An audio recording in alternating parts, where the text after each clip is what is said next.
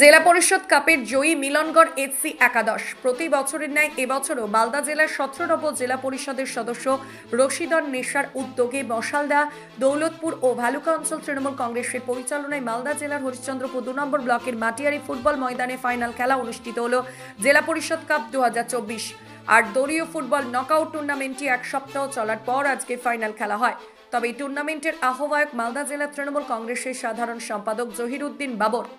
এদিন জাতীয় সঙ্গীত, প্রাক্তন খেলোয়াড় ও এলাকার বিশিষ্ট ব্যক্তিদের প্রতি শ্রদ্ধা রেখে নীরবতা পালন, প্লেয়ের পরিচিতর মধ্য দিয়ে ফাইনাল খেলার শুভ আরম্ভ হয়। এছাড়া দর্শকদের বিশেষ আকর্ষণ ছিল দর্শকদের মধ্যে বিনামূল্যে টিকিট বিতরণ, আর সেই টিকিটের খেলার মধ্য দিয়ে একজন পাবেন সাইকেল। ফাইনাল খেলায় জগন্নাথপুর ইউথ ক্লাব একাদশ বনাম মিলনগড় এফসি একাদশ খেলা হয়। 90 মিনিটের খেলায় কেউ গোল পারেনি, তবে ট্রাইবেকার জয়ী হয় মিলনগড় এফসি একাদশ। খেলায় দর্শক ছিল চোখে পড়ার মতো।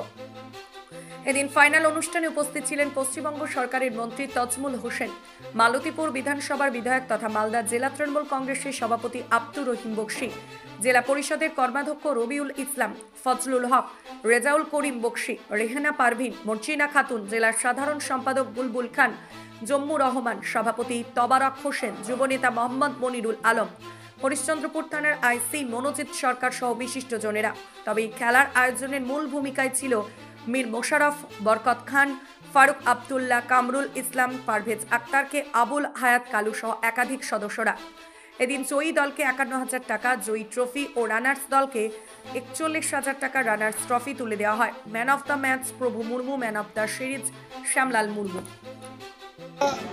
মালদা জেলা পরিষদ কাপ খেলা মালদা জেলা পরিষদের উদ্যোগে আমাদের আজকের এই খেলা, এবং এই খেলা মূলত আমি জহিরউদ্দিন বাবর, মালদা জেলার সাধারণ সম্পাদক, উদ্যোগ নিয়ে এটা খেলাটা করালাম। এবং এই খেলা আমরা 19 তারিখ থেকে শুরু করেছিলাম। সেই দিন 19 তারিখে আমাদের নেতৃত্ব ছিলেন, যেমন আমাদের মন্ত্রী তজিমুল হোসেন বক্সি সাহেব থেকে জেলা পরিষদের নেতৃত্ব সবাই ছিলেন এবং আমাদের পার্টির নেতৃত্বরা ছিল।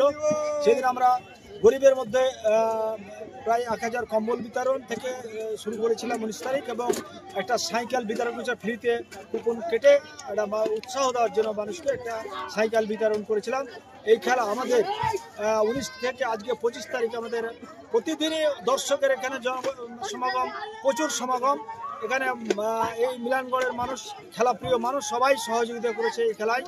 সেই জায়গায় দাঁড়িয়ে আজকে আমাদের যে ফাইনাল খেলাটা, এই খেলায় আমাদের মাননীয় মন্ত্রী তজিমুল হোসেন সাহেব, আব্দুর রহিম বক্সি থেকে নিয়ে আমাদের জেলা পরিষদের প্রায় সকল সদস্যরাই উপস্থিত ছিলেন। আমাদের ব্লক সভাপতি থেকে 2 ব্লক সভাপতি নেতৃত্ব, এলাকার সর্বস্তরের মানুষ এবং সর্বস্তরের নেতা কর্মী সবাই এই খেলাকে আজকে উপস্থিত ছিলেন।